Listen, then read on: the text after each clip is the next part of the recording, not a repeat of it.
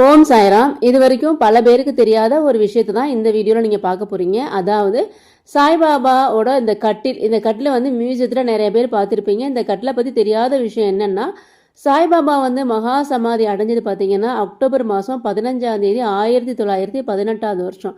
பாபா மகா சமாதி அடைஞ்சதுக்கப்புறம் அவரோட உடலை வந்து இந்த மரக்கட்டில தான் படுக்க வச்சுருந்தாங்க. கிட்டத்தட்ட 3 நாளைக்கு அப்புறம் தான் பாபாவோட உடலை வந்து அடக்கம் பண்ணுவாங்க. நம்ம சாய் சச்சரத்திலே படிச்சிருப்போம்.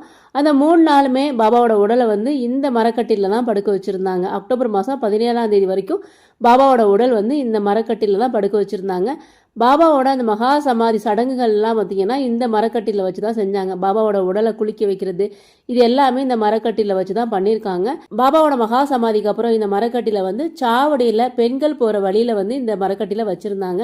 இப்போ இந்த மரக்கட்டில வந்து மியூசியத்தில் வச்சுருக்காங்க. மியூசியம் போகிற எல்லாருமே பாபாவோட இந்த மரக்கட்டிலையும் பார்த்து தரிசனம் பண்ணலாம். அது மட்டும் இல்லாமல் ஒவ்வொரு வாரமும் வியாழக்கிழமை சாவடி ஊர்வலம் நடக்கும். அப்போது இந்த மரக்கட்டில எடுத்துகிட்டு வந்து சாவடிக்கு முன்னாடி வச்சுருவாங்க. பாபாவோட பல்லக்கு எடுத்துகிட்டு வருவாங்க சாவடி ஊர்வலத்தில். அந்த பல்லக்கு எடுத்துகிட்டு வந்து இந்த மரக்கட்டில் மேலே வச்சு ஆரத்தியெல்லாம் பாடுவாங்க. அதுக்கப்புறம் பழையபடி இந்த மரக்கட்டில் வந்து மியூசியத்தில் வச்சுருவாங்க. இது ஒவ்வொரு வாரம் வியாழக்கிழமை சாவடி ஊர்வலம் முன்னாடி இந்த மரக்கட்டில் இருக்கும். அந்த ஆரத்தி டைமில் நீங்கள் பார்க்கலாம் சாய்ராம். ஷீரடி போகிறவங்க கண்டிப்பாக பாருங்கள். நிறைய பேருக்கு இந்த விஷயங்கள் தெரியாது, நிறைய பேருக்கு ஷேர் பண்ணுங்கள். பாபா பற்றி இன்னும் பல விஷயங்கள் தெரிஞ்சுக்க நம்ம சேனலை சப்ஸ்கிரைப் பண்ணுங்கள். ஓம் சாய்ராம்.